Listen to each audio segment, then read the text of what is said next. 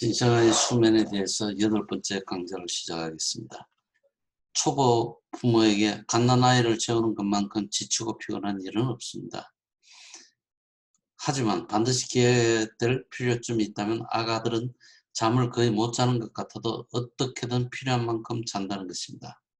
가족의 수면 일정을 마련할 때는 엄마 아빠가 충분히 쉴 수 있어야 한다는 점을 고려해야 합니다.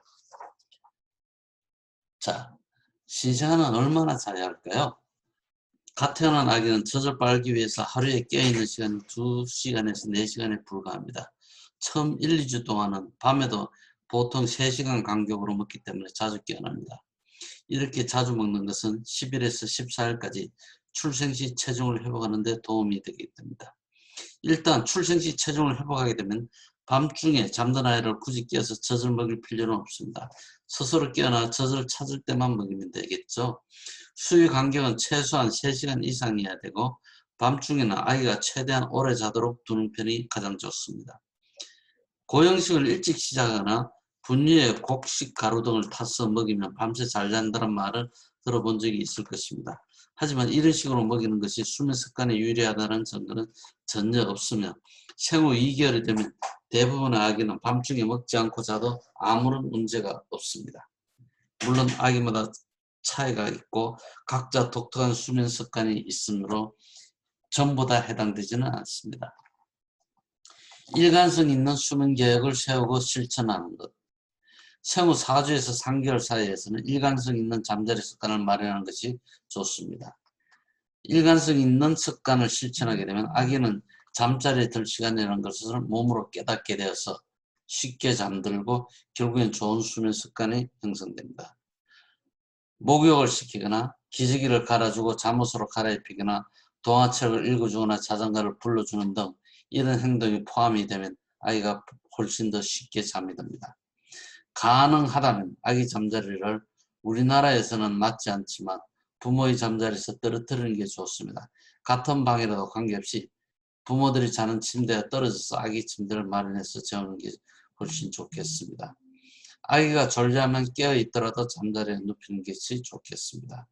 잠자리에 눕힌 후에는 되도록 빨리 아기 곁을 떠나고 울더라도 바로 달려가 안아주기보다는 스스로 편안해지는 요령을 터득할 시간을 주어야 합니다.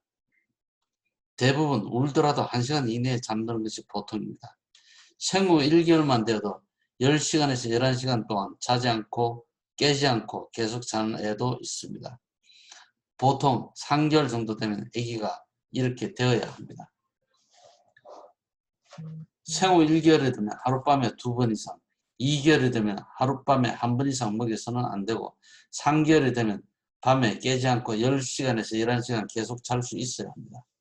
신생아에게 밤이란 저녁 8시부터 아침 6시 내지 7시까지 10시간에서 11시간 동안을 의미하고 그동안 먹지 않아도 큰 문제가 없습니다. 2돌이 될 때까지 아기는 언제라도 다시 밤중에 깨어나는 습관이 생길 수 있습니다. 잠자리를 벗어나게 하지 않게 하는 것이 중요하고 울어도 스스로 잠들도록 기다려야 합니다. 부모가 적게 봐줄수록 밤중에 깨어나는 습관이 빨리 없어집니다. 아기를 안아서 달래거나 밤중 수유를 다시 시작하지 않도록 주의하십시오. 아기를 재울 때는 단단히 감싸는 것을 부모님들은 좋아합니다. 진정시키거나 재울 때 도움이 되죠.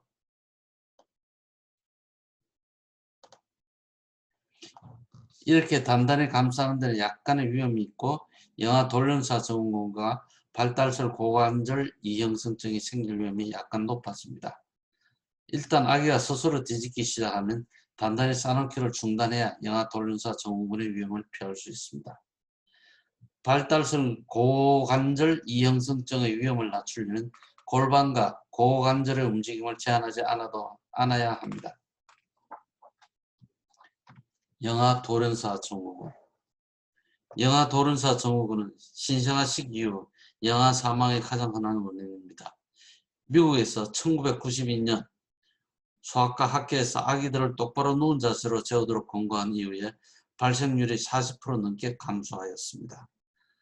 똑바로 누워서 재우는 게 좋겠고 자는 동안 고무 젖꼭지를 사용하면 돌연사 증후군의 위험성이 낮아집니다.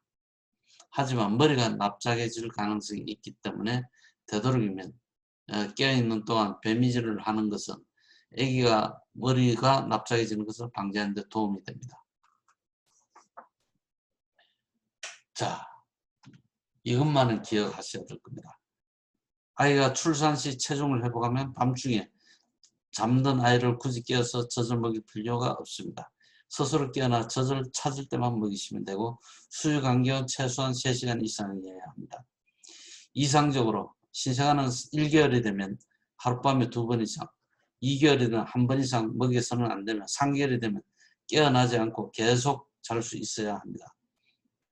아기를 단단히 감싸는 것은 때때로 도움이 되지만 발달성 고관절 이형성증의 위험을 낮추려면 골반과 고관절이 움직일 수 있도록 충분한 공간을 마련해 주어야 합니다. 영아 돌연사 증후군의 위험을 피하기 위해 일단 아기가 스스로 뒤집기 시작하면 단단히 감싸기를 중단해야 합니다. 영아 돌연사 증후군의 위험을 피하기 위해 아기는 항상 등을 바닥에 대고 똑바로 누운 자세를 지어야 하며 주변에 호흡을 방해할 수 있는 물체가 없는지 살펴보아야 합니다. 감사합니다.